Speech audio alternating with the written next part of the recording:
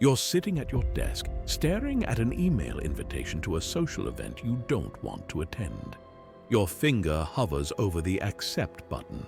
You feel that familiar knot in your stomach, the one that forms when you're about to say yes to something that doesn't align with who you are or what you truly want. Sound familiar?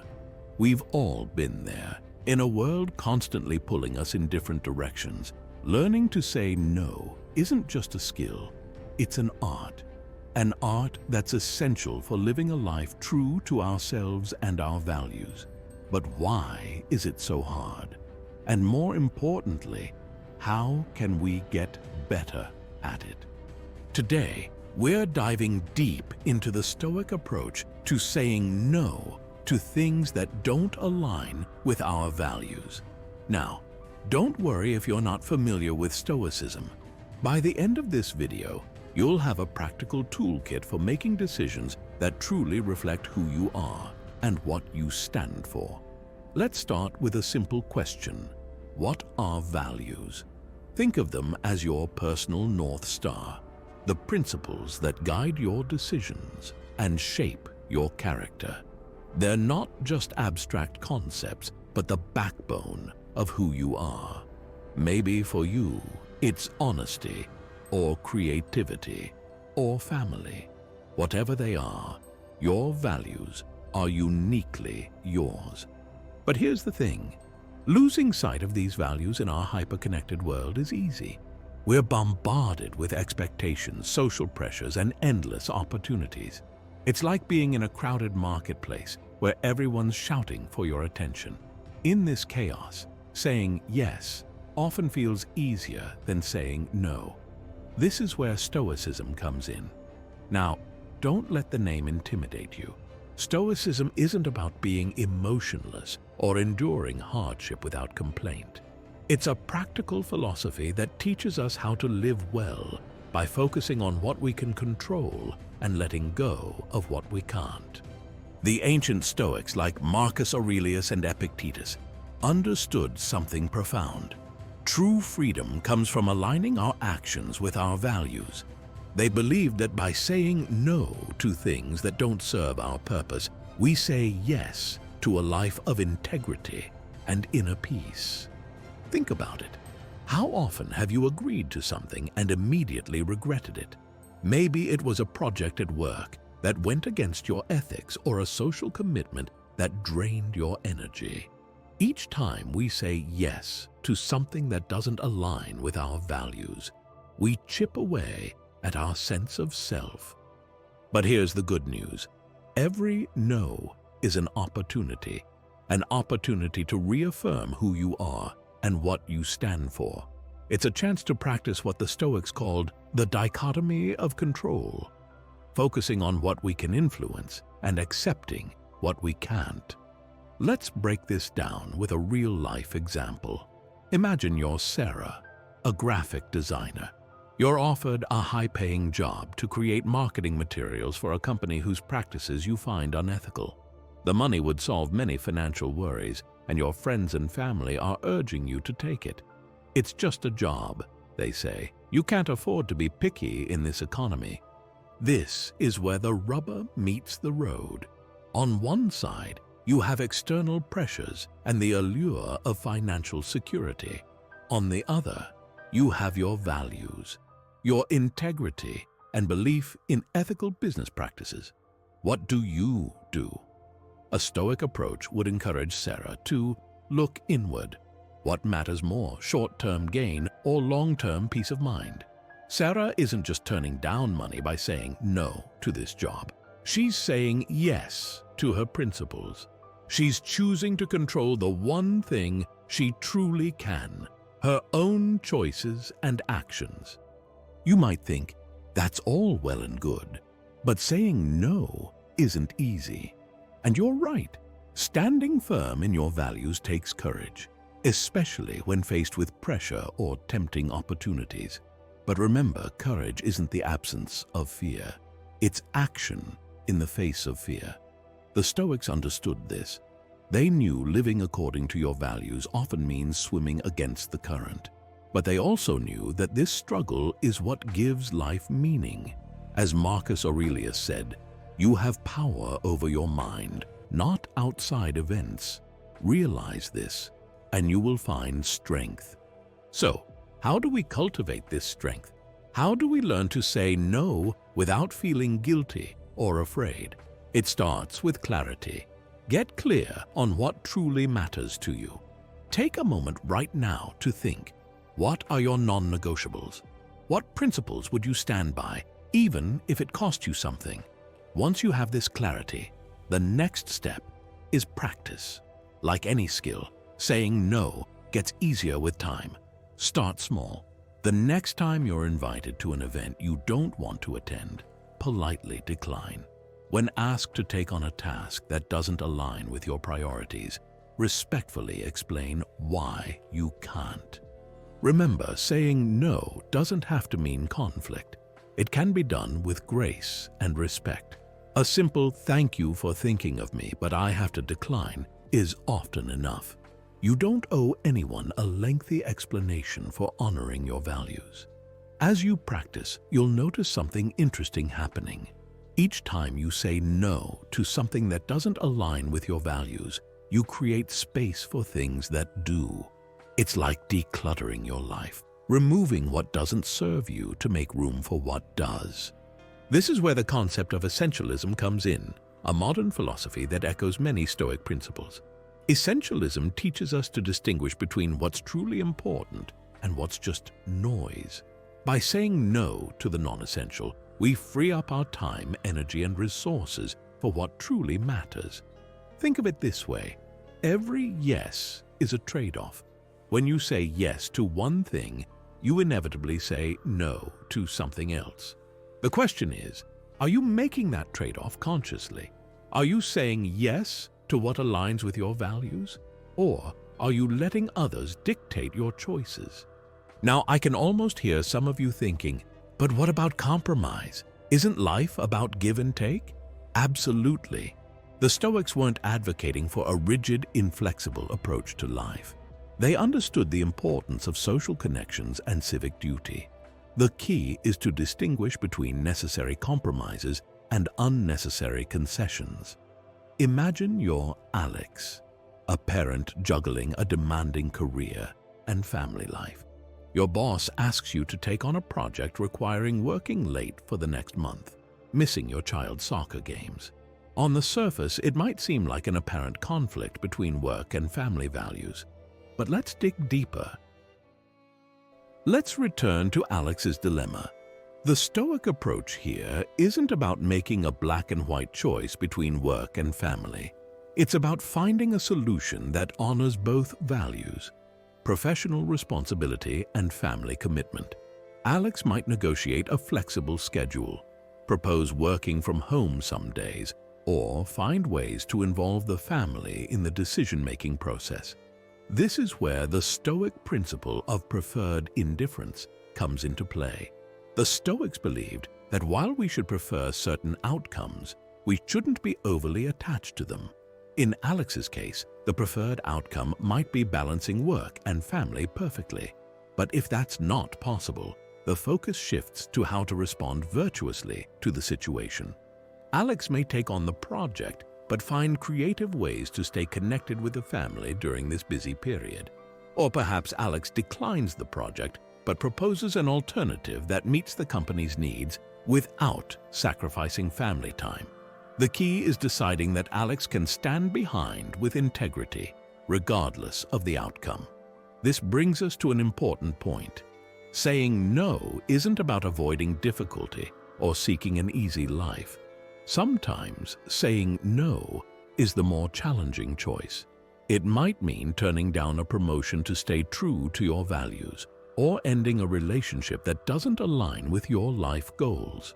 The Stoics would argue that these difficult no's are often the most important ones. Think about a time when you said no to something that was tempting but didn't align with your values. How did it feel at the moment? Probably a bit uncomfortable, right? But how did it feel afterwards? Often there's a sense of relief, of lightness. That's the feeling of being in alignment with your true self. Now, let's address the elephant in the room. Fear. Fear of missing out. Fear of disappointing others. Fear of consequences. These fears often drive us to say yes when we should say no. The Stoics had a lot to say about fear. Seneca, one of the great Stoic philosophers, wrote, "We suffer more often in imagination than in reality." What Seneca meant is that our fears are often exaggerated. We imagine worst-case scenarios that rarely come to pass. The next time you're afraid to say no, ask yourself, what's the worst that could happen? And how likely is it really? Often you'll find that the consequences of saying are far less severe than you imagined. Let's look at a practical example. Imagine you're Jamie, a college student. Your friends are pressuring you to go out drinking the night before an important exam.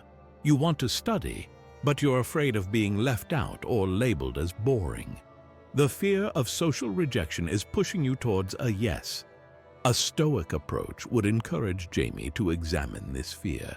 Is one night of socializing worth compromising academic goals? Will true friends reject you for prioritizing your studies? By facing these fears head-on, Jamie can make a decision based on values rather than fleeting emotions. This doesn't mean the decision will be easy. Saying no to peer pressure is challenging at any age. But remember, every time you say no to something that doesn't align with your values, you're saying yes to your authentic self. You're building a track record of integrity that will serve you well throughout life. Now, let's talk about a common pitfall, the guilt trip. Whether from family, friends, or colleagues, we've all experienced the subtle or not so subtle pressure to say yes out of guilt. But we always spend holidays together, a relative might say, or everyone else on the team is willing to work weekends, a boss might imply. The Stoic response to guilt trips is simple but powerful. You are responsible for your actions and choices, not for others' emotions or expectations. This doesn't mean being insensitive or inconsiderate. It means recognizing that while you can control your behavior, you can't control how others react to it. Let's revisit our earlier example with Sarah, the graphic designer who turned down the unethical job.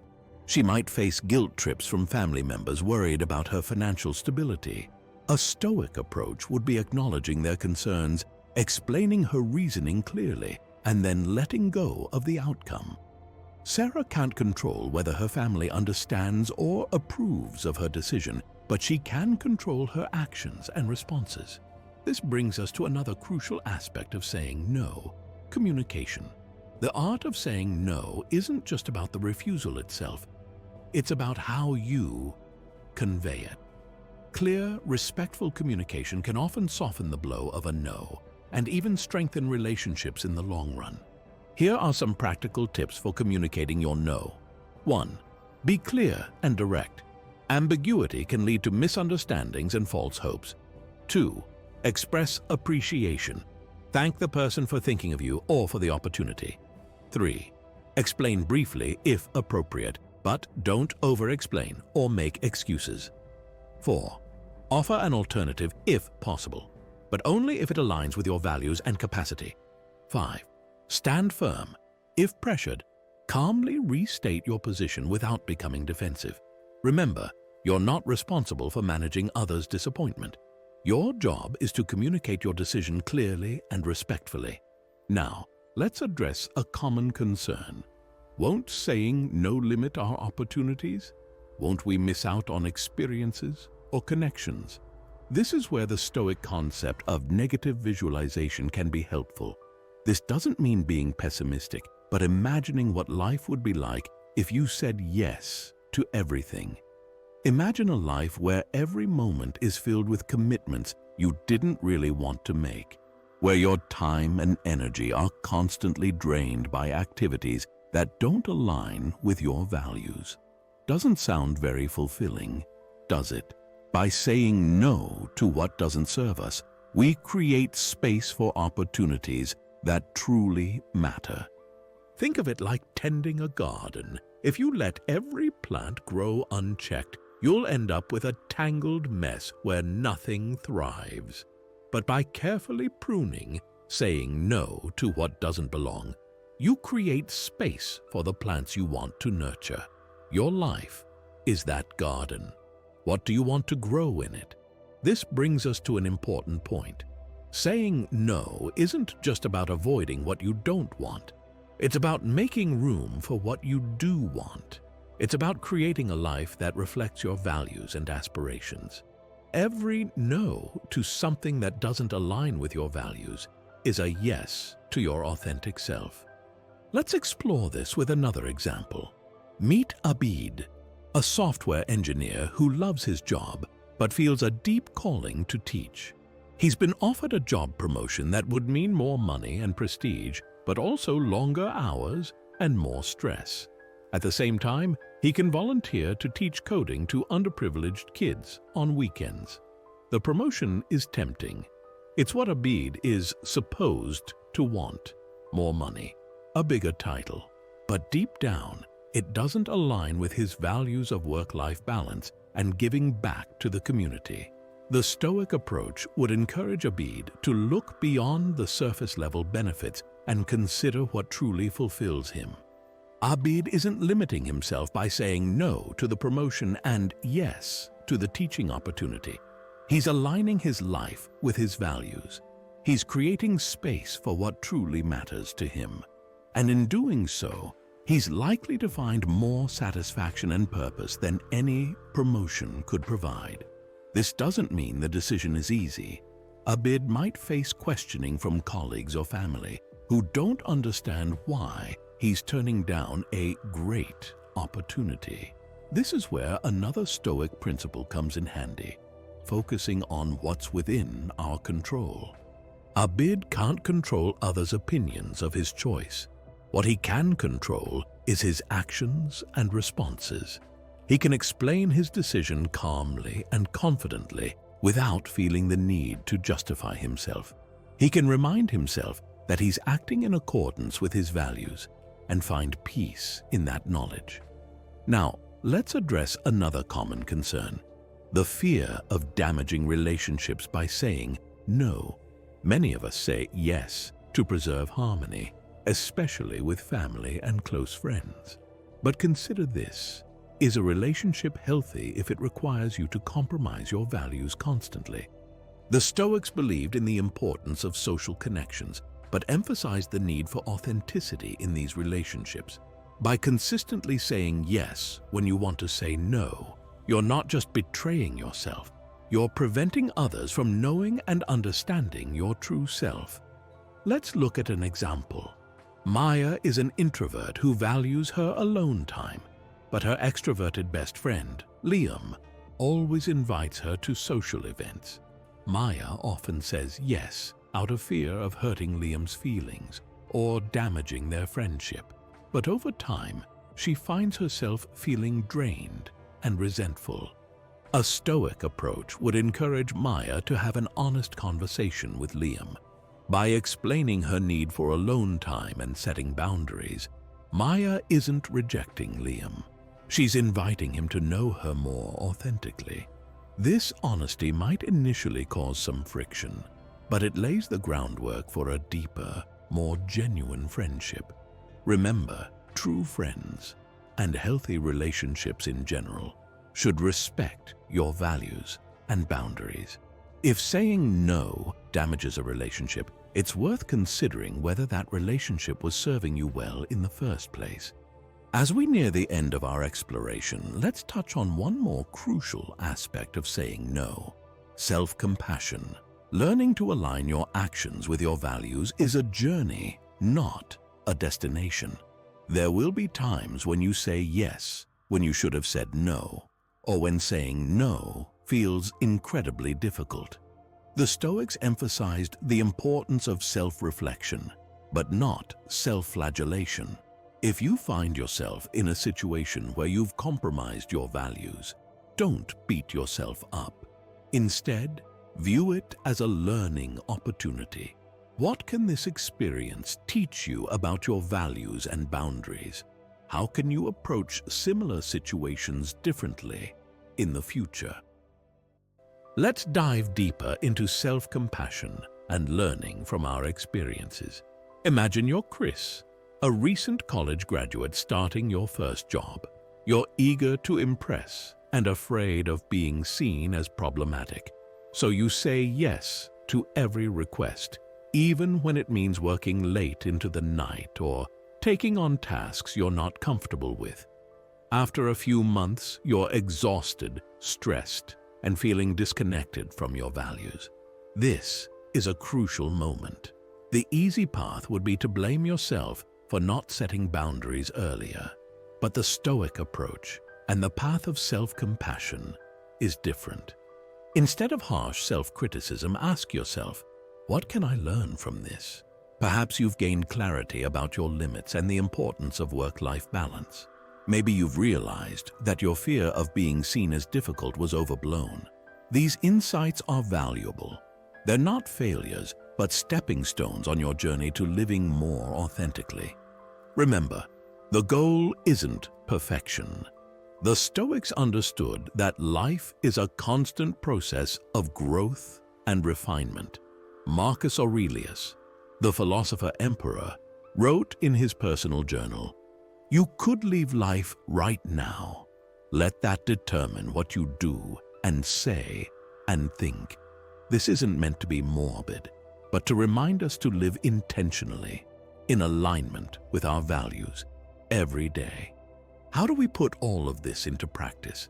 How do we cultivate the strength to say no consistently and confidently? Here are some practical strategies rooted in Stoic wisdom. 1. Regular self-reflection. Take time each day to reflect on your choices.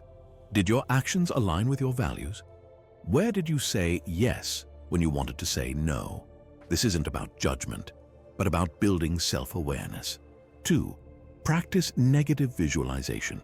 Regularly imagine what your life would be like if you always said yes. This can strengthen your resolve to say no when it matters. 3. Start small. Begin with low-stakes situations. Say no to a minor request that doesn't align with your values. As you build confidence, you can tackle more challenging scenarios. 4. Prepare your responses. Have a few polite but firm phrases ready when you need to say no. This can help you respond confidently in the moment. 5. Seek support. Surround yourself with people who respect your values and boundaries. Their support can bolster your courage when saying no is difficult. 6. Practice empathy. Remember that when you say no, you're not just honoring your values, but also allowing others to respect those values. Let's see how these strategies play out in real life. Meet Eleanor, a marketing manager who values creativity and ethical business practices. She's been asked to work on a campaign for a product she believes is misleading to consumers. This is a challenging situation. Saying no could have professional consequences, but saying yes would compromise her integrity. Elena decides to approach this stoically. First, she reflects on her values and the potential outcomes of her decision. She visualizes both scenarios, the discomfort of saying no and the long-term dissatisfaction of compromising her ethics. Next, she prepares her response, focusing on clear professional communication. She might say, "I appreciate you considering me for this project. However, I have concerns about the product claims that conflict with my professional ethics. I would be happy to discuss alternative approaches that align with both our goals and ethical marketing practices." Elena also seeks support, discussing the situation with a trusted mentor. This helps her gain perspective and reinforces her commitment to her values. By following these steps, Elena is not just saying no to a single project. She's saying yes to her integrity, potentially setting a positive example for her colleagues and possibly initiating a valuable conversation about ethical practices in her company. Now let's address another crucial aspect of saying no, the fear of missed opportunities. In our fast-paced world, There's constant pressure to seize every chance and do more. But the Stoics understood something profound. Sometimes, less is more. Consider the ancient Stoic practice of voluntary discomfort. This involved intentionally preceding comfort or pleasure to build resilience and clarity of mind. In our context, we can think of saying no as a form of voluntary discomfort. Yes, it might be uncomfortable at the moment. Yes, you might wonder if you're missing out. But through this discomfort, you gain something invaluable: alignment with your true self. Let's explore this with another example. Meet Jamal, a talented musician who's been offered a spot in a popular band. The opportunity promises fame and fortune, everything Jamal thought he wanted. However, the band's style and values don't align with Jamal's artistic vision. The fear of missing out is intense. What if this is his only shot at success? But as Jamal reflects on his values, he realizes that his definition of success isn't about fame or money. It's about creating music that's true to his artistic vision. By saying no to the band, Jamal isn't just turning down an opportunity. He's creating space for opportunities that align with his values. He's saying yes to his authentic artistic expression. This brings us to an important point. Saying no isn't about limitation but curation. Think of your life as a museum. Every yes is like adding an exhibit. If you say yes to everything, your museum becomes cluttered, unfocused, and overwhelming. But by carefully curating, by saying no to what doesn't fit, you create a clear, powerful representation of your values and aspirations. Let's address a common misconception. Saying no means being inflexible or closed-minded. The Stoics weren't advocating for rigid thinking or isolation from the world. They emphasized the importance of being an engaged citizen and continual learning. The key is distinguishing between openness to new ideas and experiences and compromising your core values. It's about being flexible in your methods, but firm in your principles. Let's illustrate this with an example. Meet Aisha, an environmental scientist who values sustainability. She's invited to collaborate on a project with a company known for its poor environmental practices. Her initial instinct is to say no outright. But Aisha decides to take a more nuanced approach. Instead of refusing immediately, she engages in a dialogue. She explains her concerns and explores whether there's an opportunity to influence the company's practices positively. She's open to collaboration, but only if it aligns with her core value of sustainability. This approach, being open to dialogue while staying true to your values, can often lead to unexpected positive outcomes. Maybe Aisha's input leads to more sustainable practices within the company, or maybe the conversation helps Aisha refine and strengthen her own views. The Stoic philosopher Epictetus said, "It's not what happens to you, but how you react to it that matters." By approaching challenging situations with openness and integrity, we can turn potential conflicts into opportunities for growth and positive change. As we near the end of our exploration, let's touch on one more crucial point: the power of saying yes. It might seem strange to talk about saying yes in a discussion about saying no, but the two are intimately connected. Whenever you say no to something that doesn't align with your values, you create space to say yes to something that does. This is where the true power of no lies, not in rejection, but in affirmation. Think about the last time you said no to something that didn't serve you. How did it feel? Probably a mix of emotions, perhaps some anxiety or doubt, but also a sense of relief, of lightness. That feeling of lightness is your value, breathing a sigh of relief. It's your authentic self saying, "Thank you." As we wrap up our journey through the Stoic approach to saying no, let's take a moment to reflect on the bigger picture. We've explored how saying no to things that don't align with our values isn't just about refusal. It's about affirmation.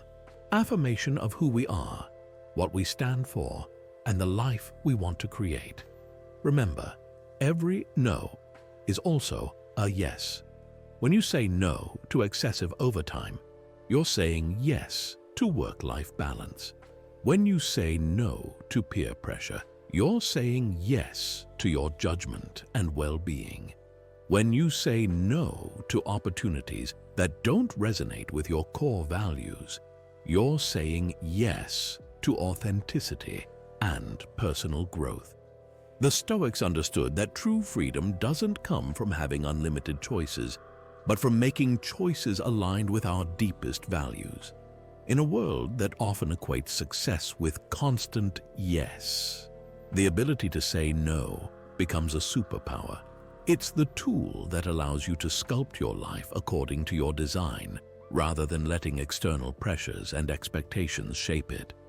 But let's be honest, this isn't always easy. There will be times when saying no feels impossible. Times when the pressure to conform, to please others, or to seize every opportunity feels overwhelming.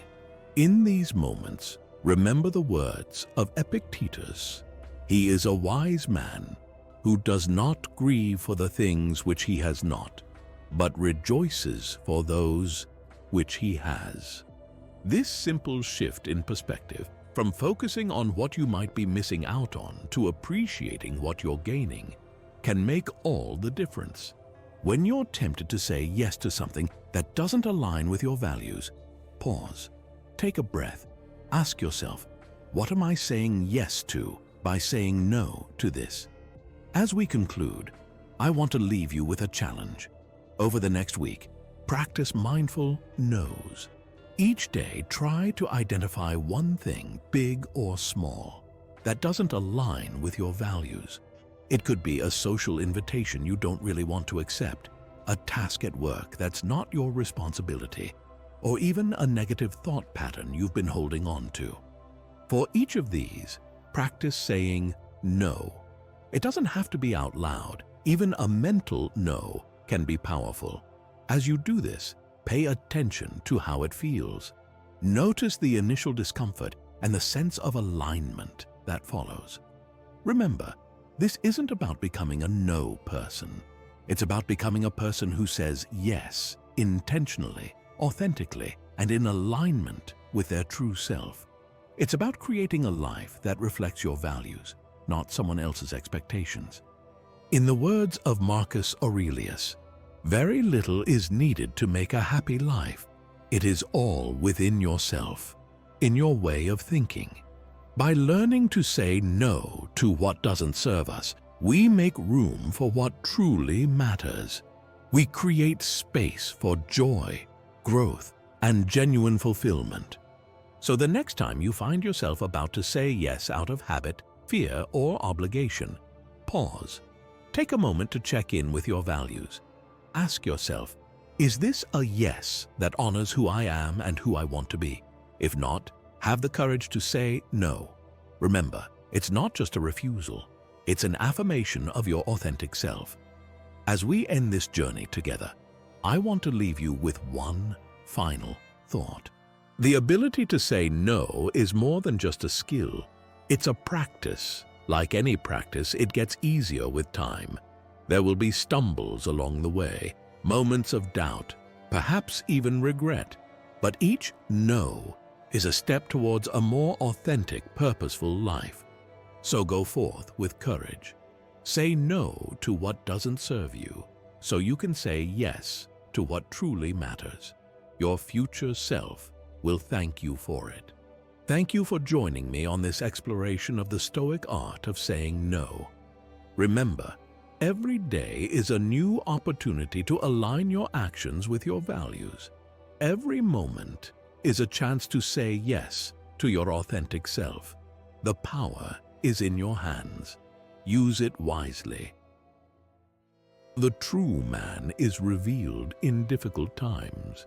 These words from Epictetus set the stage for our journey today.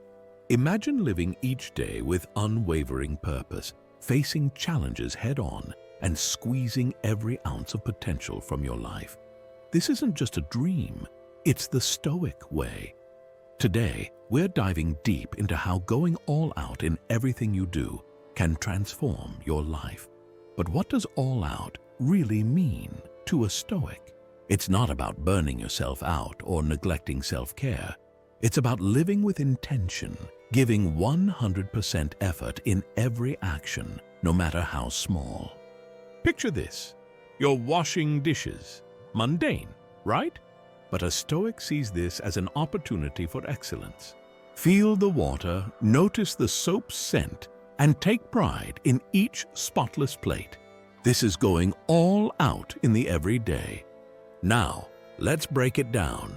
1. Presence, full engagement in the current moment. 2.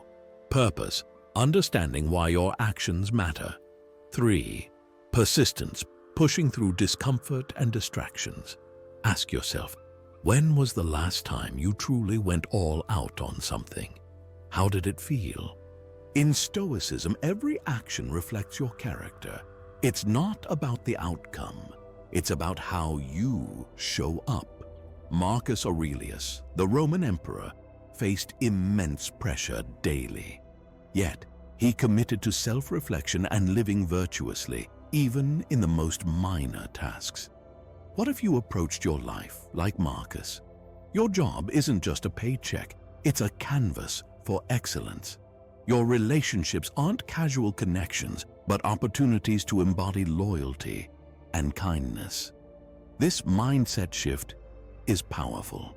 When you infuse purpose into everything, suddenly, chores become character-building exercises, challenges become growth opportunities, setbacks become lessons in resilience. Pause for a moment and think, what's one area of your life you could approach with more purpose today?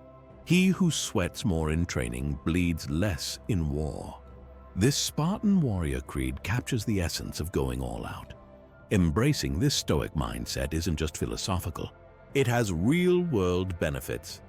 1. Discipline. Like a muscle, it grows stronger with use. 2. Focus. You learn to cut through distractions. 3. Mental toughness. Adversity becomes your teacher, not your enemy. Let's look at a modern example. Kobe Bryant's Mamba mentality. Kobe wasn't just a basketball player. He was a Stoic in action. He'd be in the gym at 4 a.m., perfecting his craft when others were sleeping. This all-out approach made him legendary. But here's the key. Kobe didn't just go all out in games. He brought that intensity to every practice, every drill, and every recovery session. The lesson? Greatness isn't built in moments of glory. It's forged in the quiet moments when no one's watching. How could adopting this all-out mentality change your life in the next 30 days? We all face the temptation of laziness. The voice that says, "I'll do it tomorrow," or "it doesn't really matter." But remember, Stoicism teaches us to focus on what we can control. And guess what? Your effort is 100% in your control. So, how do we push through? 1. Start small. Give 100% to a 5-minute task. 2. Visualize the process, not just the outcome. 3. Embrace discomfort as a sign of growth. The Stoics often used voluntary discomfort to build resilience. Cold showers, anyone. Remember, every time you choose action over laziness, you're sculpting your character.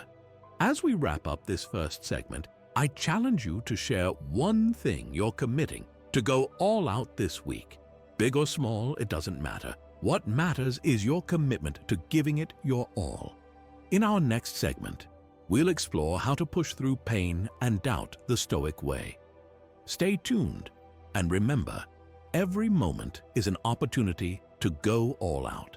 Coming up, we will learn how ancient Stoic wisdom can help you embrace failure and turn setbacks into your greatest teachers. Welcome back, fellow Stoics. In our last segment, we explored the meaning of going all out and its importance in Stoic philosophy. Now, let's dive deeper into applying this principle to overcome our greatest challenges. The impediment to action advances action. What stands in the way becomes the way. These powerful words from Marcus Aurelius encapsulate our next topic, pushing through pain and doubt. Life isn't always smooth sailing. We face obstacles, setbacks, and moments of intense doubt. But it's precisely these challenges that offer us the greatest opportunities for growth. The Stoics didn't just accept adversity. They welcomed it as a chance to strengthen their character. Consider the story of Epictetus, one of the greatest Stoic philosophers. Born into slavery, he faced unimaginable hardships, yet he didn't let his circumstances define him. Instead, he used them as a crucible to forge his wisdom. Epictetus taught that true freedom comes not from controlling external events, but from mastering our responses to them. So, how can we embody this Stoic resilience in our daily lives? Let's break it down. 1. Reframe your perspective. When faced with a challenge, ask yourself, how is this an opportunity for growth? This simple shift can transform a burden into a stepping stone. 2. Practice voluntary discomfort. The Stoics believed in deliberately seeking out uncomfortable situations to build resilience. This could be as simple as taking a cold shower, fasting for a day, or engaging in a challenging conversation you've been avoiding. 3. Focus on what you can control. Elements are beyond our influence in any situation. The Stoic approach is to identify what's within our control and direct our energy there. 4. Embrace the process. Going all out isn't about the end result. It's about giving your best effort in every moment. Find joy and purpose in the journey, not just the destination. Let's look at a modern example of pushing through pain and doubt. Consider the story of Malala Yousafzai. At just 15 years old, she was shot by the Taliban for advocating for girls' education. Many would have given up in the face of such adversity. But Malala, she went all out. She used this traumatic experience as fuel for her mission, becoming the youngest Nobel Prize laureate and a global symbol for education rights. Malala's story teaches us that our greatest setbacks can become our most powerful platforms for change. She embodied the Stoic principle of turning obstacles into opportunities. Now, I know what you might be thinking. That's all well and good for extraordinary people like Malala. But what about everyday challenges? Fair point. Let's bring this down to earth with a more relatable scenario. Imagine you're working on a crucial project at work. You've poured your heart and soul into it, but your boss isn't satisfied. They demand significant changes, effectively sending you back to square one. How would you react? The natural response might be frustration, maybe even anger. You might be tempted to cut corners or give a half-hearted effort. But remember, we're going all out, the Stoic way. Here's how you could approach this situation. 1. Pause and reflect. Take a deep breath. Remind yourself that this is an opportunity to showcase your resilience and adaptability. 2. Seek understanding. Instead of defending your work, listen carefully to the feedback. There might be valuable insights you've overlooked. 3. Reframe the challenge. Instead of seeing it as a setback, consider it a chance to create something better. How can you use this feedback to elevate your work? 4. Give it your all. Approach the revisions with renewed energy and commitment. This is your chance to go above and beyond, to surprise both yourself and your boss with the quality of your work. 5. Learn and grow. Regardless of the outcome, reflect on what this experience has taught you. How has it made you a better professional and a stronger person? By approaching the situation this way, you're not just completing a work project, but building your character. You're embodying the Stoic ideal of using every circumstance as an opportunity for growth. Now let's talk about doubt. It's that nagging voice in your head that says, "You're not good enough," or "Why even bother?" Doubt can be paralyzing, but the Stoics had a powerful antidote: action. Epictetus said, "Don't explain your philosophy, embody it." When doubt creeps in, the Stoic response is not to ruminate or overthink. It's to act. Take that first step, no matter how small. The action builds confidence, and confidence silences doubt. The lesson here is clear. Action is the antidote to doubt. When you're feeling unsure, ask yourself, what's the smallest step I can take right now? Then take that step, give it your all, and watch as your doubt dissipates. Now, let's address a third crucial aspect of going all out: learning from failure. In our success-obsessed culture, failure is often seen as something to be avoided at all costs. But the Stoics had a different perspective. They saw failure as a necessary part of growth, a teacher that offers invaluable lessons. Seneca, another great Stoic philosopher, said, "I judge you unfortunate because you have never lived through misfortune. You have passed through life without an opponent. No one can ever know what you are capable of, not even you." Think about that for a moment. Seneca is suggesting that a life without failure is a life half-lived. It's through our failures that we discover our true strengths and capabilities. So, how can we embrace failure as a stepping stone, not a setback? Here are some Stoic-inspired strategies. 1. Separate your actions from your worth. Just because you failed at something doesn't mean you are a failure. Your successes or failures don't determine your worth, but your character. 2. Analyze, don't criticize. Instead of beating yourself up over a failure, approach it with curiosity. What can you learn from this experience? How can you use this lesson to improve? 3. Embrace the growth mindset. View each failure as a necessary step on the path to mastery. Remember, every expert was once a beginner who refused to give up. 4. Take responsibility. While it's easy to blame external factors for our failures, true growth comes from taking ownership of our actions and their results. 5. Use failure as motivation. Let your failures fuel your determination. Use them as evidence that you're pushing your boundaries and taking worthwhile risks. Let's look at a historical example of learning from failure. Thomas Edison. Edison failed thousands of times in his quest to invent the light bulb, but his perspective on these failures was revolutionary. He famously said, "I have not failed. I've just found 10,000 ways that won't work." Edison's all-out approach to invention wasn't about avoiding failure. It was about persisting through failure. Each unsuccessful attempt brought him one step closer to success. He embodied the Stoic principle of viewing obstacles as the way forward. Now, I want you to think about a recent failure in your own life. It could be something big or small. How did you react to it?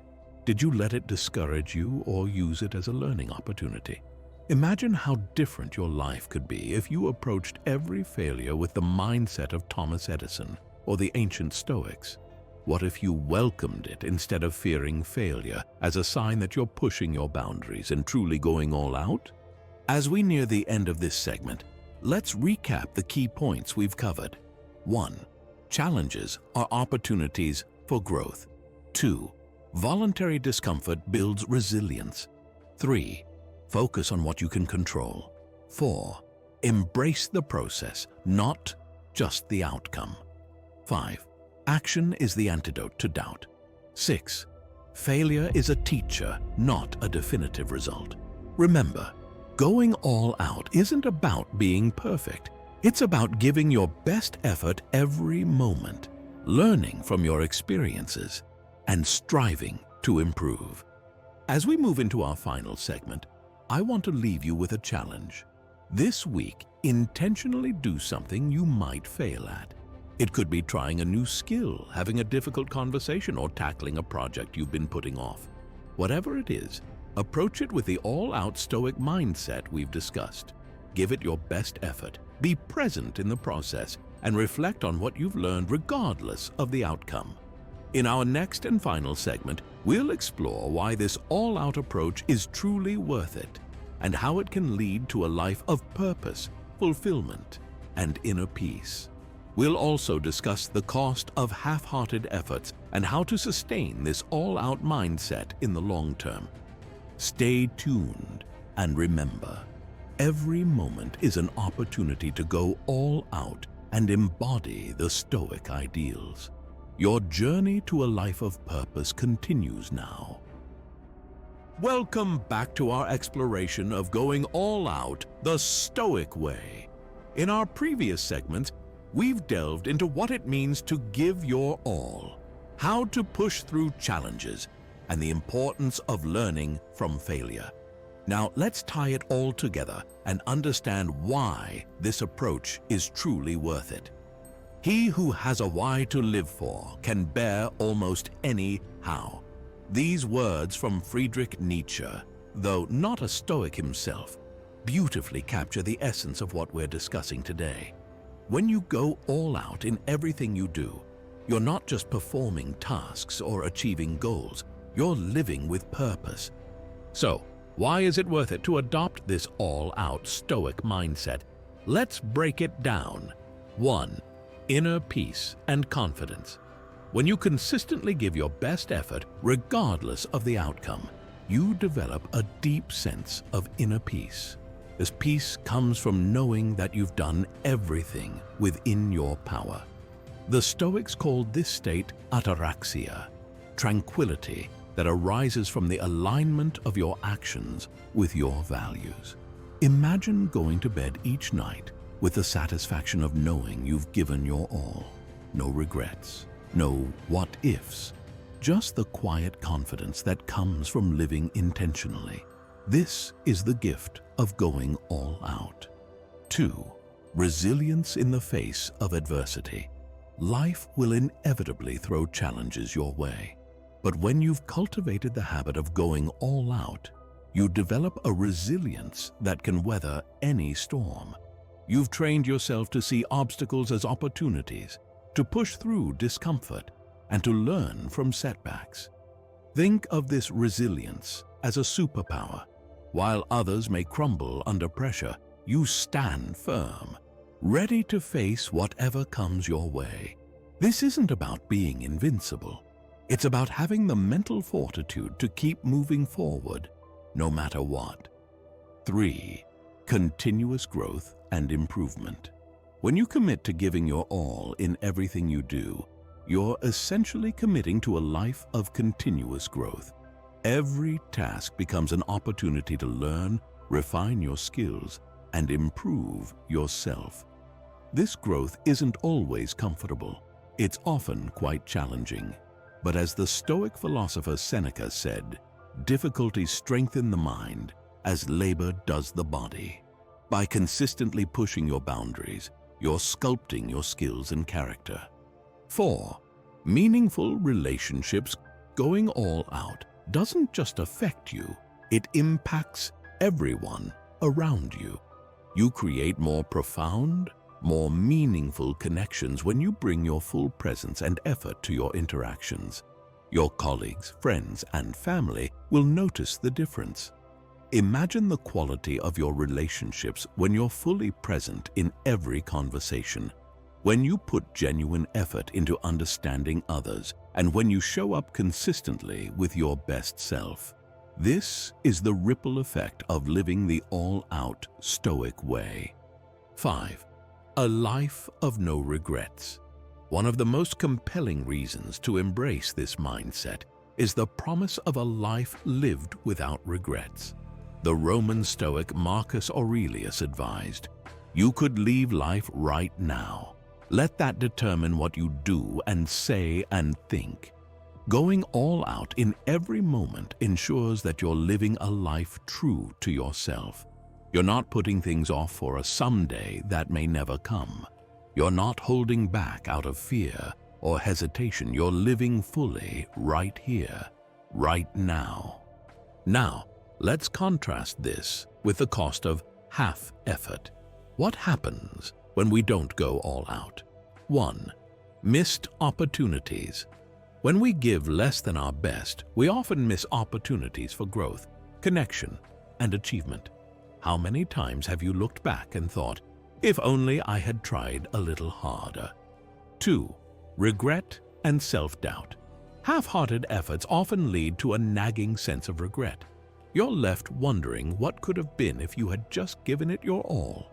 This regret can erode your self-confidence over time. 3. Stagnation. When you're not pushing yourself to give your best, you're likely not growing. This can lead to a sense of stagnation in your personal and professional life. 4. Weakened resilience.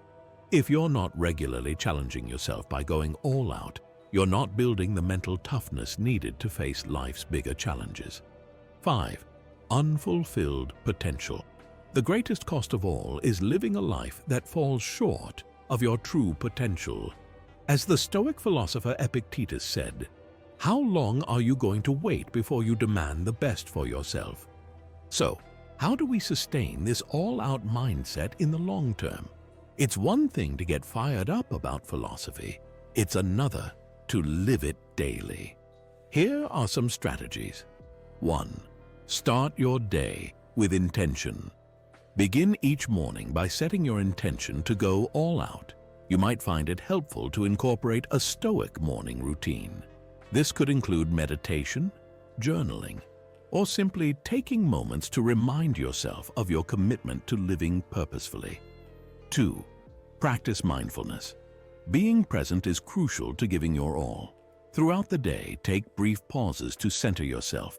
Focus on your breath, notice your surroundings, and recommit to bringing your full attention to whatever you're doing. 3. Reflect on your day. End each day with a period of reflection. Ask yourself, did I give my best effort today? Where did I hold back? What can I improve tomorrow? This practice of self-examination was crucial to the Stoics and can help you stay on track. 4. Surround yourself with inspiration. Read Stoic texts regularly. Surround yourself with people who inspire you to be your best self. Create an environment that supports your commitment to going all out. 5. Embrace discomfort regularly. Step out of your comfort zone. Remember, growth happens at the edge of discomfort. By consistently challenging yourself, you reinforce your commitment to giving your all. 6. Celebrate your efforts, not just outcomes. Take time to acknowledge the effort you're putting in, regardless of the results. This shift in focus can help you stay motivated and committed to your all-out approach. 7. Be patient with yourself. Remember, adopting this mindset is a lifelong journey. There will be days when you fall short. The key is to treat these moments as learning opportunities, not failures. This teaches us that when we commit to giving our all, we open ourselves up to possibilities we might never have imagined. It's not about achieving perfection. It's about fully engaging with life and all its challenges and opportunities. Now, I want to leave you with a final challenge. Think about an area of your life where you've been holding back. It could be a project at work, a personal goal, or a relationship that needs attention. I want you to commit to going all out in this area for the next 30 days. Remember, give it your full presence and effort. Embrace the discomfort that comes with pushing your boundaries. Focus on the process, not just the outcome. Reflect daily on your efforts and what you're learning. Be kind to yourself, but don't let yourself off the hook. At the end of those 30 days, take some time to reflect on how this all-out approach has impacted not just that specific area, but your overall mindset and quality of life. As we conclude, let's revisit the words of Marcus Aurelius. You have power over your mind, not outside events. Realize this, and you will find strength. This is the essence of the Stoic approach to going all out. It's about recognizing that while we can't control everything that happens to us, we always have control over how we respond. by giving our all in every moment. We're not just improving our circumstances, but shaping our character. We're building a life of purpose, resilience, and fulfillment. We're embodying the highest ideals of Stoic philosophy. Remember, every moment is an opportunity to go all out. Every challenge is a chance to grow stronger. Every interaction is a chance to make a positive impact. The choice to live this way is always available to you, right here, right now. Thank you for joining me on this exploration of going all out the Stoic way. Please take these principles and apply them in your own life. The journey of 1,000 miles begins with a single step, and your journey to living an all-out life starts now. Until next time, stay strong, stay purposeful, and always remember to go all out in everything you do. The Stoic community wishes you a life of virtue, wisdom, and unshakable inner peace.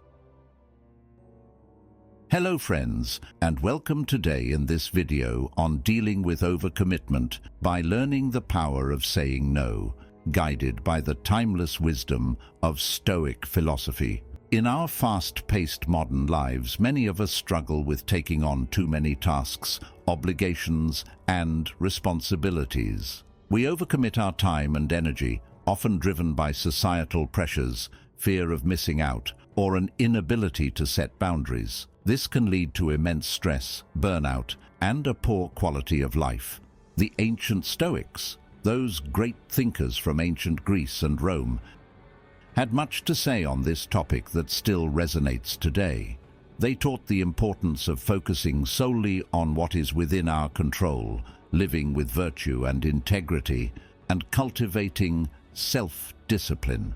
This video will explore invaluable Stoic strategies to help you break free from the shackles of overcommitment. You will learn to prioritize your obligations, align them with your core values, and confidently say no to excessive demands on your time and energy.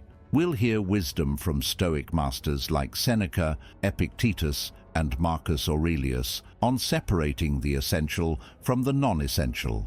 Their teachings will guide us in living with greater intention, balance, and peace of mind.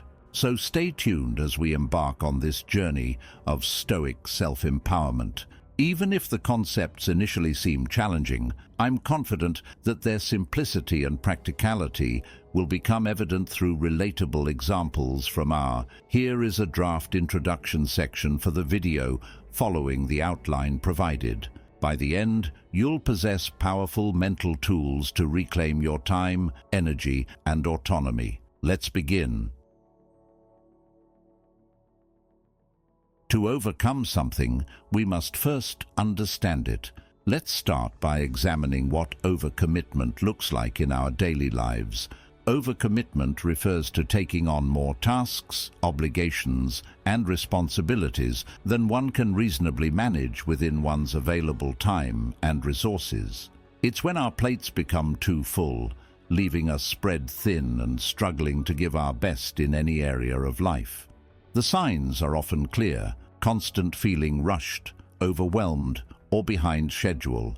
You are neglecting self-care activities like exercise, quality sleep, and nutrition, strained relationships due to lack of presence, and ultimately, increased stress, anxiety, and burnout. The Stoics warned against this unsustainable state, preaching living simply and within one's means. As Seneca said, "Set aside a certain number of days, during which you shall be content with the scantiest and cheapest fare, with coarse and rough dress, saying to yourself the while, 'Is this the condition that I feared?'" Just like practicing poverty for a few days reminded the Stoics of what mattered. Being aware of overcommitment reminds us that we cannot keep piling on indefinitely without consequences. our mental and physical health inevitably suffer. Yet overcommitment persists as we chase an endless loop of productivity, people-pleasing, and the fear of missing opportunities. We commit to too many work projects, family obligations, social engagements, and personal development pursuits to have and do it all. But the Stoics would urge us to pause, go inward, and reflect with self-honesty whether those outward commitments serve our highest good and values. Seneca cautioned, "Most powerful is he who has himself in his own power." We can start making more conscious choices by understanding overcommitment as a detrimental state of being out of alignment and bondage to external forces. This awareness is the essential first step. The modern world moves relentlessly, constantly demanding our time and energy. We are inundated with opportunities for career advancement, social status, intellectual growth, and myriad other pursuits that seem important or even essential. The fear of missing out or falling behind can compel us to say yes to everything, piling commitment upon commitment. Yet the harsh reality is that we are merely human beings with finite resources. Our attention, energy, and willpower are limited, despite our ambitions or determination. When we overextend ourselves, something inevitably needs to be addressed in the process. Our health may suffer from poor dietary habits, lack of sleep and exercise, or our key relationships become strained due to constant distraction and absence. Our work performance may decline from rushing through tasks in an agitated state, or it may be our inner well-being that gets sacrificed as we have no time for solitude, contemplation, or simply being in the present moment. The Stoics recognized the folly of such overindulgence in externals and commitments at the expense of our core selves. Epictetus admonished, "Wealth consists not in having great possessions, but in having few wants." By wanting and craving less from the external world, we free ourselves from the relentless striving and burden of overcommitment. Marcus Aurelius echoed this sentiment, writing, "It is not so much what your circumstances are as how you turn them to advantage." Rather than continually adding to our obligations, the Stoic path involves intentionally stepping back to curate our commitments. We reduce the overwhelm by only surrounding ourselves with what is essential and aligned with our principles. We create the headspace to operate from a grounded center, fully present with the task or person before us, rather than mentally jumping between a fragmented multitude of duties. Moreover, the Stoics advocated living with contemptus mundi, a detached indifference to externals like wealth, fame, and social status. Returning from the frenzy of overcommitment, we realize that most compulsions stem from chasing these empty, impermanent pursuits. Instead, the Stoic way is one of simplicity, moderation, and reason. We strip away the inessentials to focus our limited time and energy on what truly matters according to our values and principles. This is the path to tranquility and inner freedom amidst the chaos and overstimulation of modern life. So, as we initiate this journey of overcoming overcommitment, the first critical step is cultivating lucid awareness around the issue and its root causes. Only when we understand overcommitment as detrimental can we start making mindful adjustments to live with greater intention and alignment. One of the core principles of Stoic philosophy is distinguishing between what is within our control and what is not. The ancient Stoics believed that much of human anxiety and suffering arises from worrying about or trying to control things that are ultimately out of our hands. As the Roman philosopher Seneca famously stated, "We suffer more often in imagination than in reality." We needlessly torment ourselves when we become preoccupied with hypothetical scenarios, external circumstances beyond our influence, or other people's behavior. How does this apply to the challenge of overcommitment? The Stoics should carefully evaluate which of our numerous commitments, tasks, and obligations truly fall under our reasoned choice and voluntary action. These are the only things we have complete control over. Workplace demands from an employer, family obligations to loved ones, prior promises made. Many commitments can feel inescapable or forced upon us from the outside. But the Stoics remind us that our perception and response are still ours to control. We reduce overwhelm by separating the commitments we can realistically manage through our discipline and effort from those imposed by external forces. We reframe our perspective, focusing energy where it will move the needle, rather than struggling against what we cannot change. For example, while we may not control specific duties at work, we can control our mindset, efficiency in executing them, and ability to communicate boundaries. With loved ones, we cannot control their expectations, but can guide conversations respecting mutual needs. The Stoic path does not question every commitment. Still, it distinguishes what we embrace by choice in alignment with our core values and principles. This discernment over what we actualize in reality, rather than agonize over ideals, leads to a liberated, empowered way of being. As Epictetus taught, the essence of philosophy is that of distinguishing what is yours from what isn't yours. Overcoming overcommitment begins by reclaiming ownership of what is ours to control. This dichotomy between what is up to us versus what is not formed the bedrock of Stoic thinking. The Stoics believed that while we cannot control external events, we can control our internal responses and judgments about them. Our minds act as the subjective lens through which we interpret the objective reality before us. Marcus Aurelius exemplified this perspective, writing, "The universe is change. Our life is what our thoughts make it." Two people can face the same event, a work setback, family conflict, or any other external circumstance, yet their internal experience and ability to respond productively will differ based on their judgment of the situation. The person focused on factors outside their control, like co-workers' unfair criticism or a loved one's insensitive behavior, will be pulled into anxiety, anger, and victimhood. However, one who reorients toward their actions and mindset remains grounded in personal agency and wisdom. We free up immense mental and emotional bandwidth by relinquishing the compulsion to control the uncontrollable. We stop flailing against currents stronger than ourselves and instead focus that energy on adjusting our sails within the conditions before us.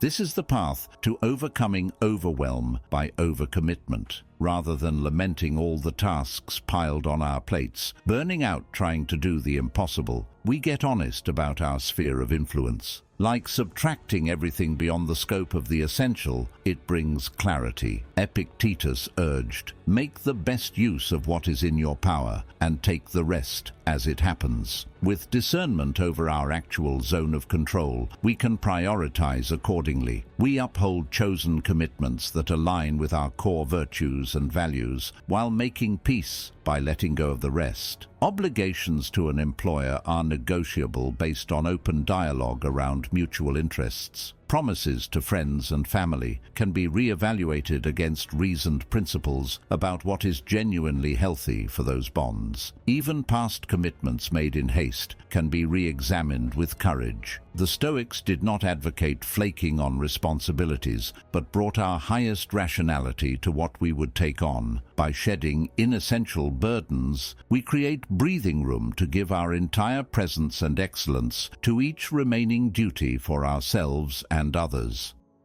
There is immense liberation in no longer spreading oneself thin, but centering energy on manageable areas of direct influence. This level of intentionality nurtures our ability to make skilled, ethical choices, both in the planning phase and amidst life's inevitable changes and curveballs. We become more responsive rather than constantly reactive. Ultimately, the Stoics viewed life as loaning temporary circumstances for us to practice wisdom and virtue. We cannot ultimately control whether those circumstances align with all our preferences, but we can fully control our use of of reason, courage, humanity, and self-discipline with them. We gain immense power by distinguishing the arena where our will and actions govern from the domain ruled by external factors. Not power over the world, but sovereignty over our own conduct and inner state, the only things that were ever ours to begin with. This reclamation of control within our sphere opens the path to overcoming the delirium of overcommitment. Once we've distinguished which commitments are realistically within our control, the next crucial step is prioritizing them. Seneca wisely stated, "It is not that we have a short time to live, but that we waste a lot of it." The Stoics understood that while our time on earth is finite, we often squander it on trivial pursuits that don't align with our deepest values and aspirations. Overcommitment frequently results from saying yes to too many inessential tasks and obligations. But how do we determine what's truly essential? The Stoics would have us regularly reflect on our core virtues, life philosophies, and highest priority goals. Then, critically analyze whether our current commitments harmonize with those guiding principles. One practical approach is using the Eisenhower matrix to categorize commitments into 1. Urgent and important, 2. Not urgent but important, 3. Urgent but not important, 4. Neither urgent nor important. The Stoics would focus intently on the crucial commitments, those advancing our virtues and life's purpose. Urgent trivial matters could be delegated or discontinued entirely. Alternatively, we can use the ABC method, labeling commitments as A for essential, B for nice to do if time allows, and C for superfluous time wasters to discard. Stoics aimed for an A life. The key is developing a customized prioritization system that empowers you to live with intentionality. As Epictetus taught, first say to yourself what you would be, and then do what you have to do. Life pulls us in many directions, but checking in frequently, re-evaluating against our deepest life callings, and bravely cutting out the excess creates space to give our entire presence to what matters most. As Marcus Aurelius reminded me, think of what a precious privilege it is to be alive, to breathe, to think, to enjoy, to love. Prioritizing strengthens our ability to live with that appreciation truly. The ancient Stoics were relentless in pursuing living according to reason and virtue. They saw themselves as crafters, deliberate sculptors who chiseled away at the inessential aspects of life to reveal their most authentic selves underneath. This meant frequently returning to first principles, clarifying their core values, then meticulously aligning their daily actions and future commitments with those lodestars. Just as master artists must step back to evaluate their work, they perform continual self-appraisals to ensure their path remains true. For Stoics, such as Seneca and Marcus Aurelius, virtues such as wisdom, justice, courage, and temperance were their primary focus. They viewed any commitment that did not ultimately serve the embodiment and expansion of those virtues as relatively insignificant. From this perspective, the ambitions many chases, wealth, power, popularity, sensory pleasures, are exposed as distractions from the only pursuits that truly matter. As Seneca wrote, "No man has ever become rich by addition, only by subtraction of his cravings." By frequently recentering on their highest values and aspirations, the Stoics avoided getting bound up in commitments driven by desires disconnected from their authentic nature. Their energy was conserved solely for what enabled their genuine flourishing. Of course, this clarity on priorities took tremendous self-awareness.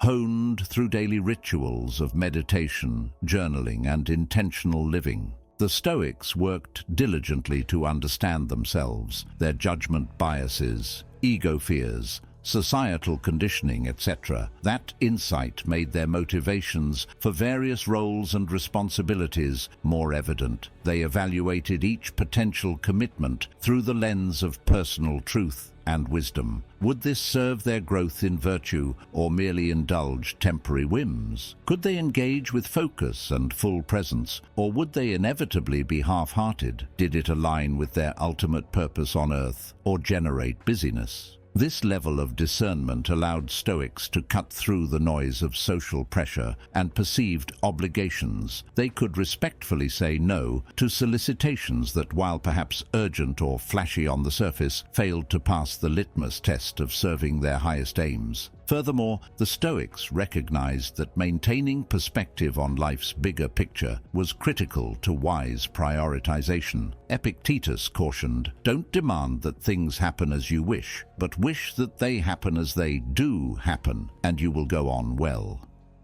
So even as diligent prioritizers, the Stoics stayed flexible amidst life's inevitable curveballs and setbacks. They avoided staking their identity or purpose on any single commitment, knowing only that change is constant. This outlook empowered them to reprioritize gracefully when circumstances shifted. Ultimately, prioritizing our commitments comes down to continually realigning our time, energy, and life force toward our highest ideals and raisons d'être. It's a never-ending practice of self-understanding, bravely offloading excess baggage, and intentionally fashioning a life devoted to cultivating wisdom and excellence of character. Stoic exemplars demonstrated that lives of meaning, virtue, and tranquility flow from ruthless prioritization. All else is mere noise in service of nothing.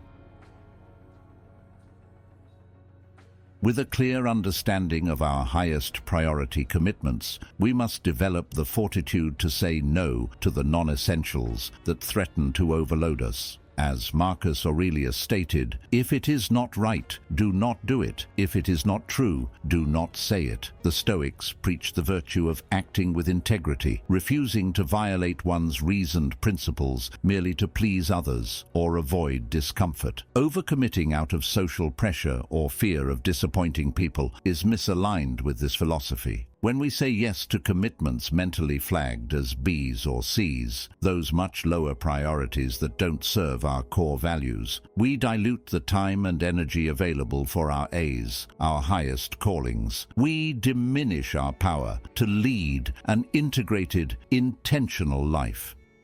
Of course, saying no is extremely difficult, especially for people-pleasers. It can feel rude, selfish, or like we're letting others down. Our instinct is often to avoid the temporary discomfort of that conversation. But the Stoics would advise doing the more challenging thing, being truthful about our limited capacity, setting proper expectations, and staying resolute in upholding our boundaries. As Epictetus taught, if you don't wish to be a miserable person, don't be a person of many pursuits. With practice, we can say no with empathy, tact, and confidence, and we can say that preserving our ability to show up for life's essentials is better than overextending it. Perhaps I appreciate you considering me, but I must regretfully decline to preserve work-life balance. We lighten our burden by shedding extraneous commitments that don't align with our values and priorities. We reclaim sovereignty over our most precious resources, our time,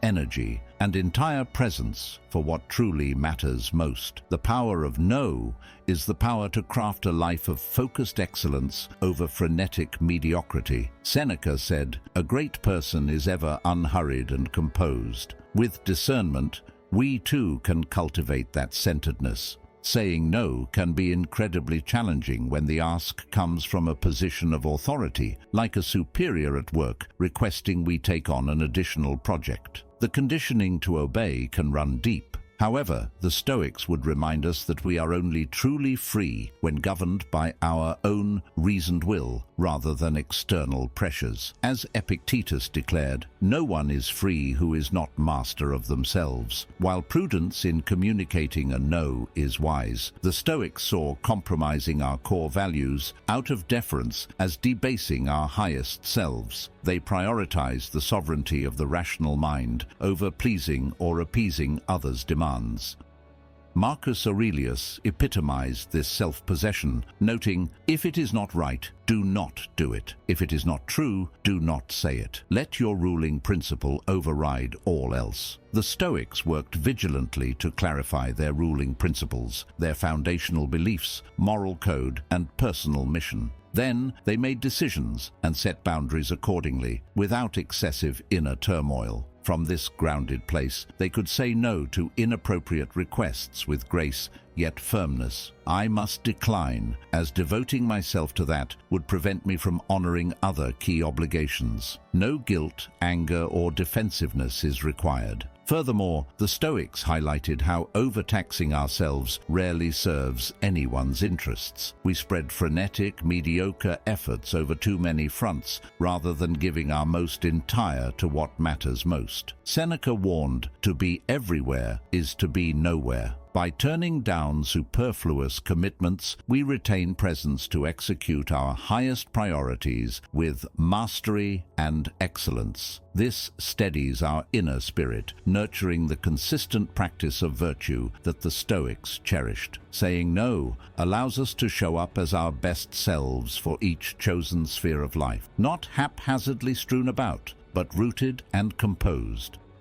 The Stoics understood the importance of taking a long-term perspective. They realized that becoming overcommitted ultimately diminishes the sustainable impact. Burnout, exhaustion, and deteriorating health from accommodating too many pursuits at once hinder our ability to give back meaningfully over a lifetime. The Stoics advocated pacing ourselves, intensely focused, but on an enduring path fueled by self-discipline. So while saying no can feel acutely uncomfortable at any given moment, it serves our power for lasting contribution and serenity. It protects our ability to show up wholeheartedly for those people and pursuits most deserving of our finite stores of energy and care. Ultimately, the brave skill of saying no comes from a place of unshakable understanding of our deepest selves. It takes profound self-awareness to distinguish the commitments that empower our essence from those that drain it. By honing this clarity through practices like journaling, meditation, and studying philosophy, we become adept at setting wise boundaries. We dismiss requests or opportunities that don't augment our virtues and cherished purposes. With poise, compassion, and conviction, we communicate a respectful no whenever something doesn't align. We reclaim sovereignty over our precious time and focus on what does resonate at our core. And in doing so, we course correct toward the centeredness and flourishing that the Stoics revered. As Epictetus summarized, "No thing outward has any power entitled to overrule reason. Reason is the guiding principle." While saying no helps reduce an excessive commitment load, true sustainable change requires cultivating the virtue of self-discipline. As Epictetus stated, "No person is free who is not master of themselves." The Stoics saw undisciplined behavior, constantly giving in to momentary whims and impulses, as slavery to our base instincts. True freedom came from consciously aligning actions with our highest reasoned principles and values. When it comes to overcommitment, a lack of self-discipline is often the root cause. We passively accumulate obligations, failing to filter or create structured systems to manage our time and energy. Distractions and shifting priorities lead to procrastination on essential tasks. However, by cultivating self-discipline as a habit, we can assertively control our schedules and commitments. We learn to evaluate each request thoughtfully before acceptance. We time-box efforts and hold protective boundaries. Helpful techniques include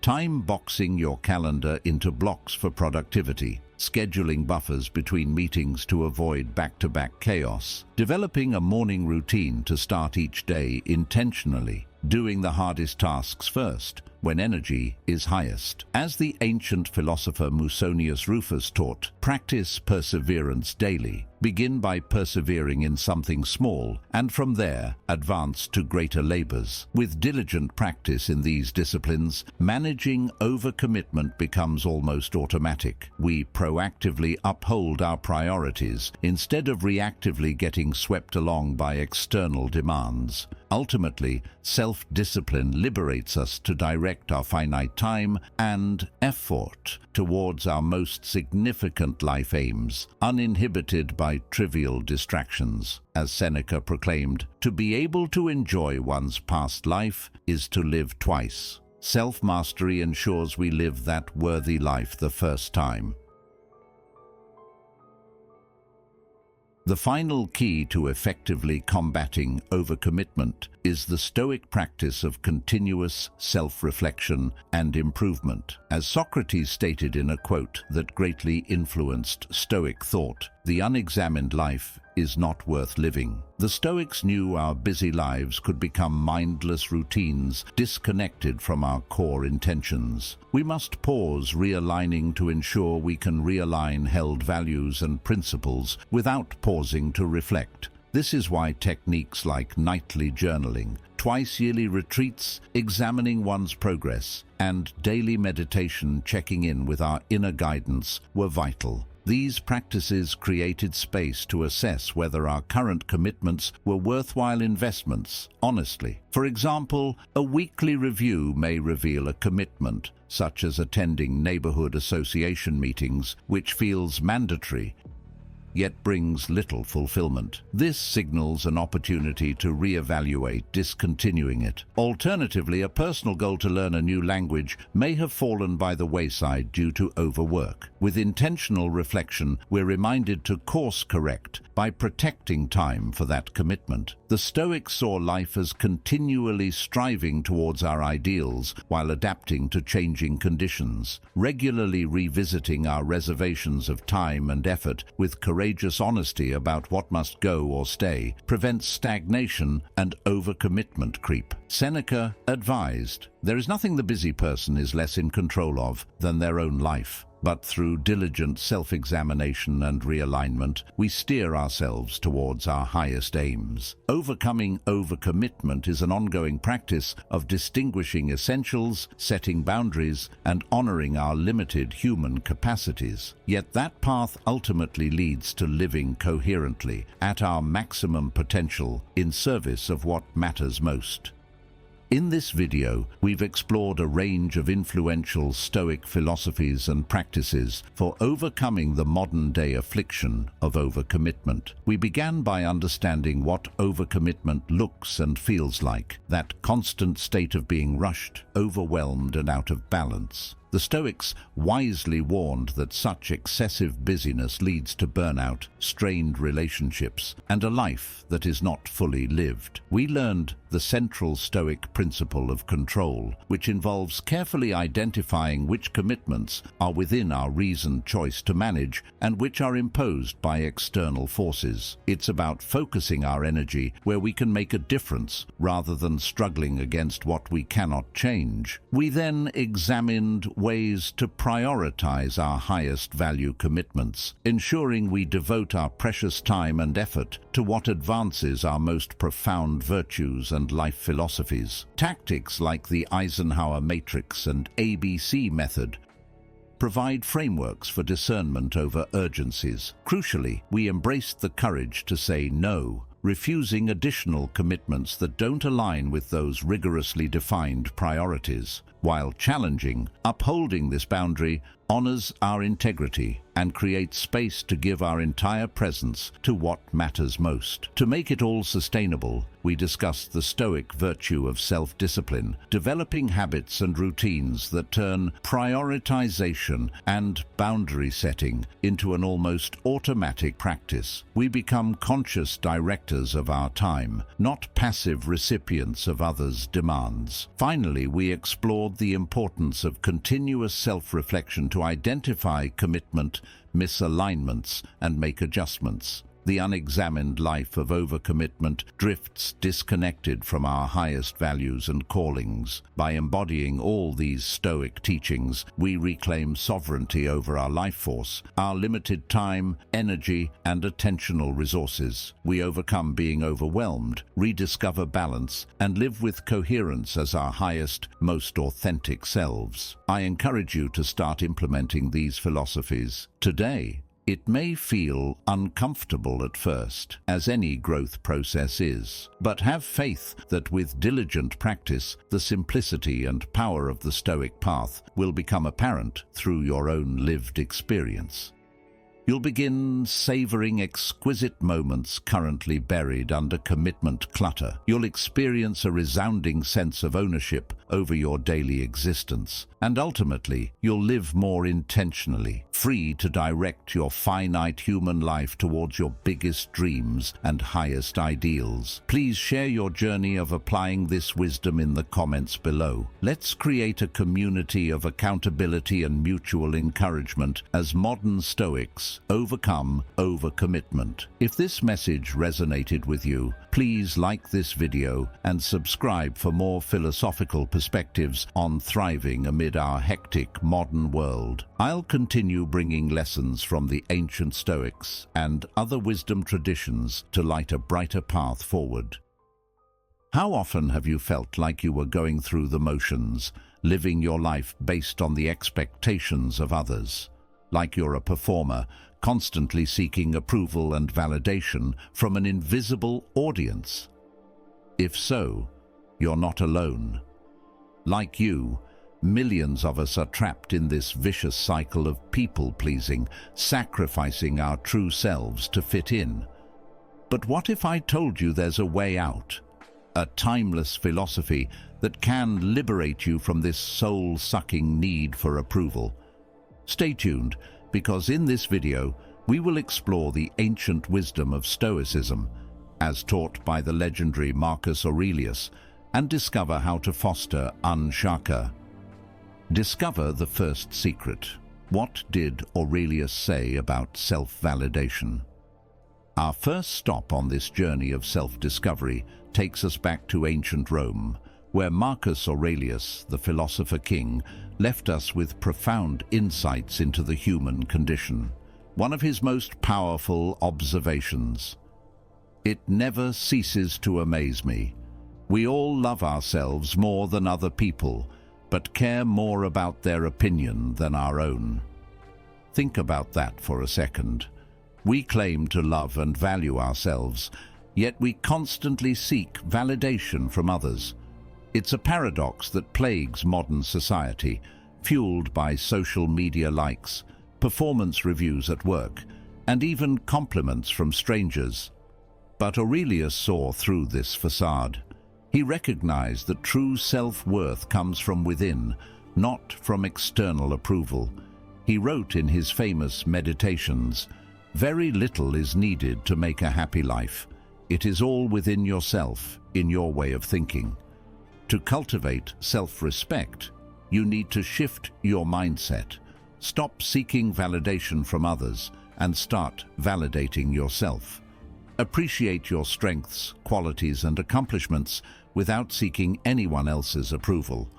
Have faith in yourself and your abilities, and let your self-confidence shine. Unveiling the second secret: how to embrace solitude according to Aurelius.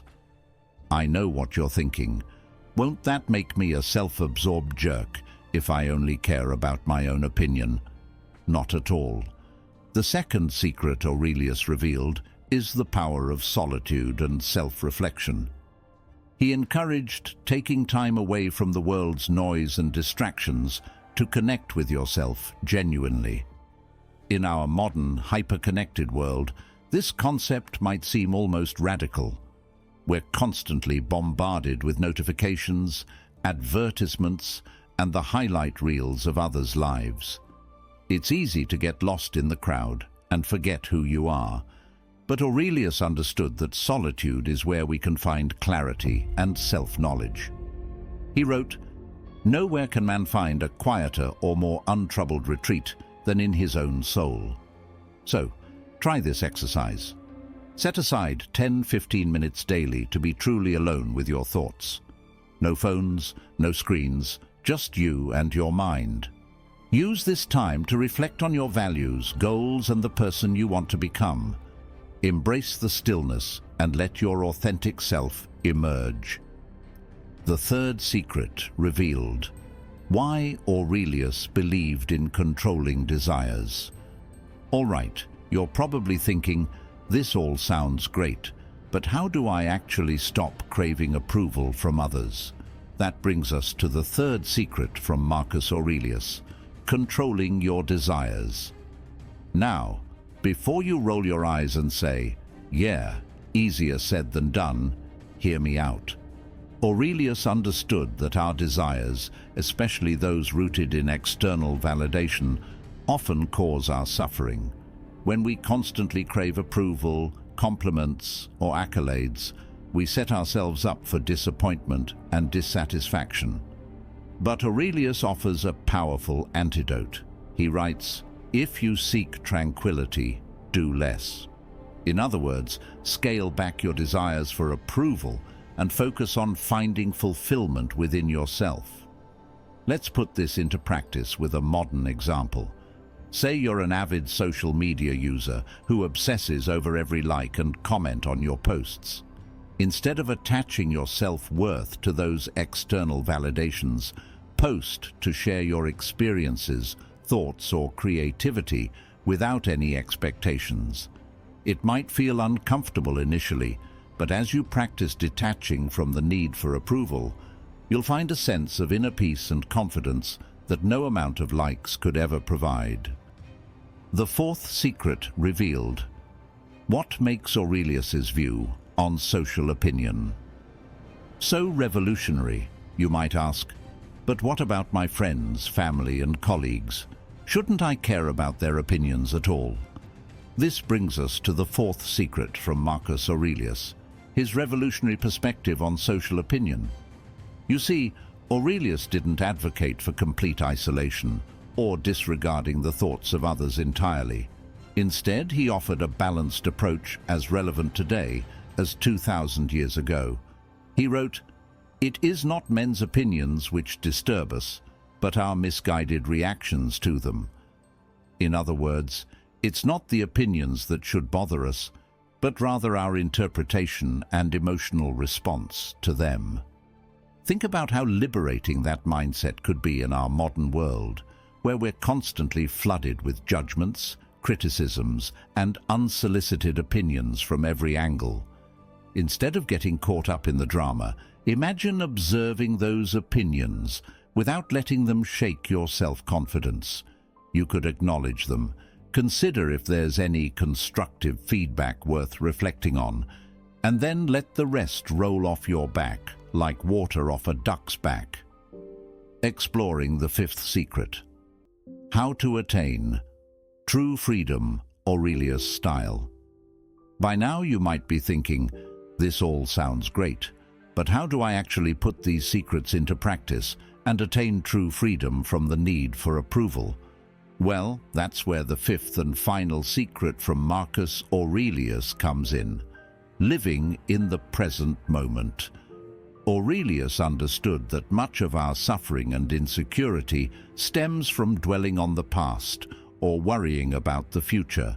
We get caught up in reliving past embarrassments or anxiously anticipating future judgments.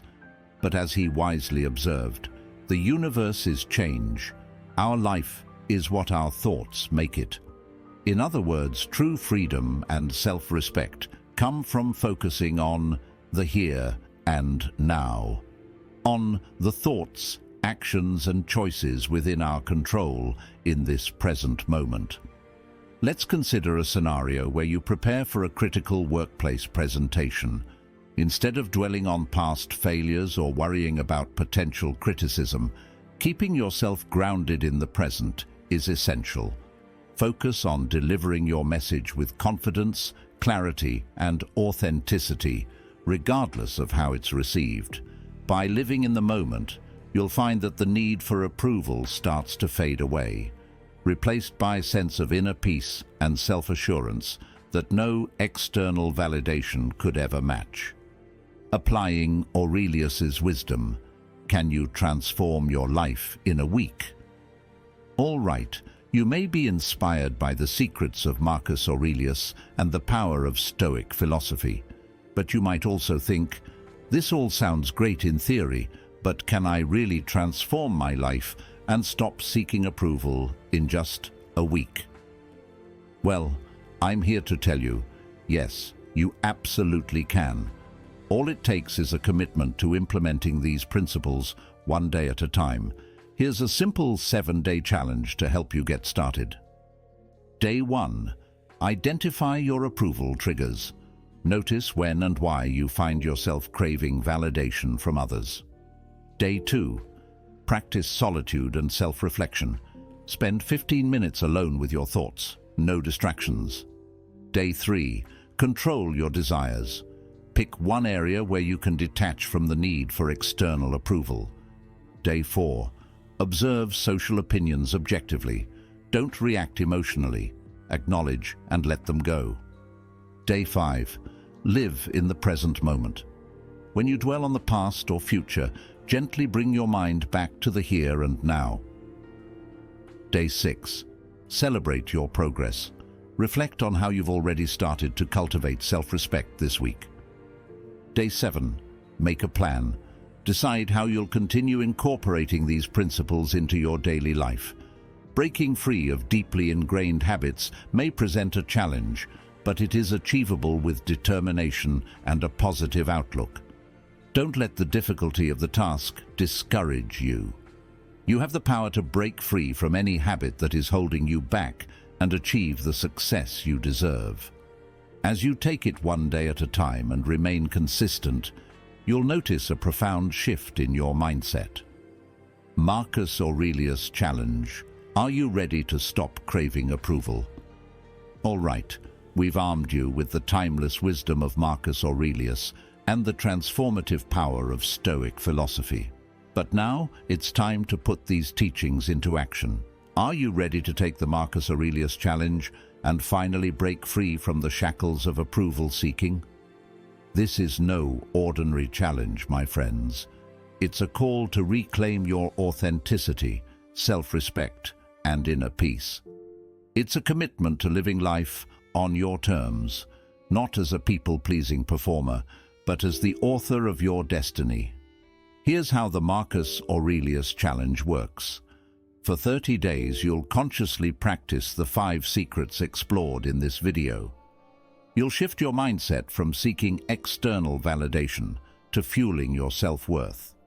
You'll embrace solitude and self-reflection, control your desires, observe social opinions objectively, and anchor yourself in the present moment. I won't lie to you. This challenge will push you out of your comfort zone. You might feel uncomfortable, even awkward as you start questioning those deeply ingrained habits of approval seeking. But that's precisely the point. Growth happens when you're willing to confront and break through your limitations. Imagine waking up 30 days from now, liberated from the constant need for likes, compliments, and accolades. Imagine moving through your day with a quiet confidence rooted in your self-assurance rather than the fleeting validations of others. That's the power of embracing Marcus Aurelius's teachings and completing this challenge. Success stories. How Aurelius's secrets can help you win at life. You might be thinking, this all sounds profound, but can the ancient wisdom of Marcus Aurelius really help me achieve success in the fast-paced, highly competitive world we live in today? The answer is a resounding yes.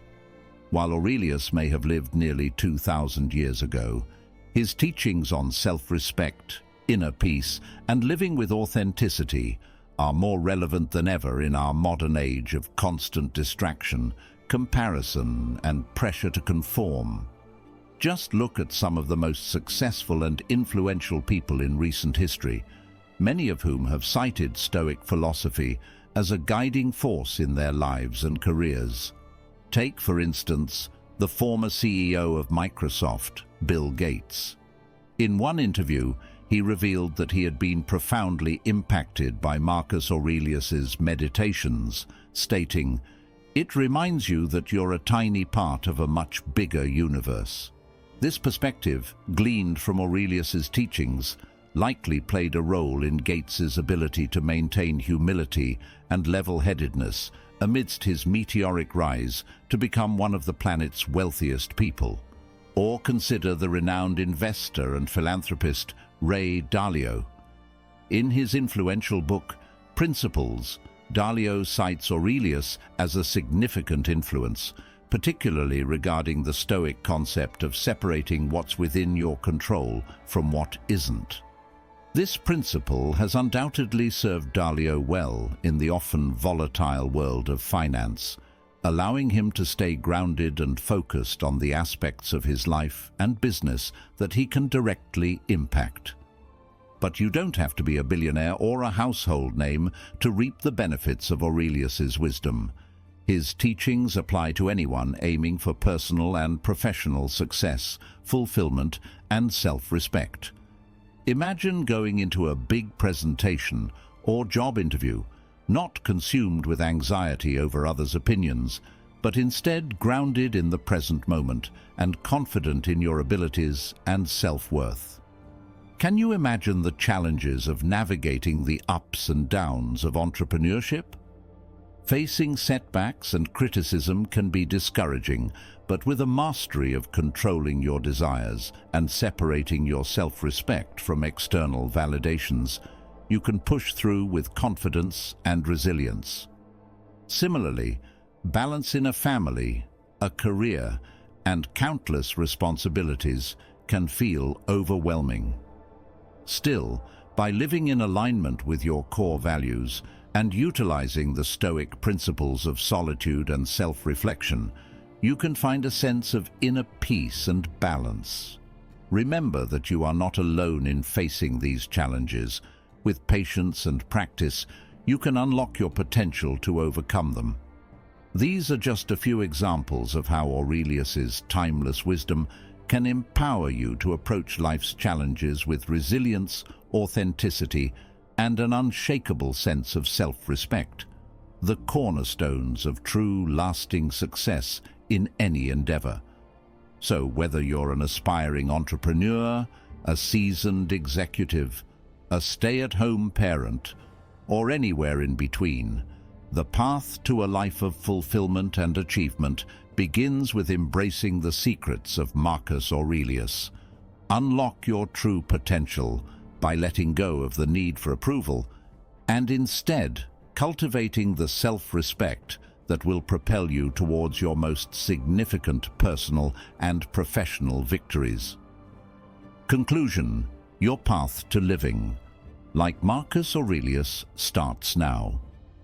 We've covered a lot of ground in this video, from Aurelius's profound insights on self-validation and solitude to practical strategies for controlling desires, observing social opinions objectively, and living in the present moment. But ultimately, the choice is yours. You can continue seeking constant approval and validation from others, or you can choose to embark on a journey of self-respect, inner peace, and authentic living guided by the ancient wisdom of Stoicism.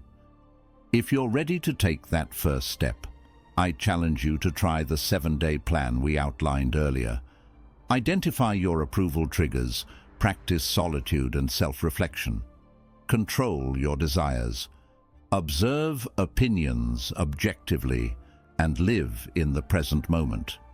It won't be easy, but as Aurelius himself said, the universe is change.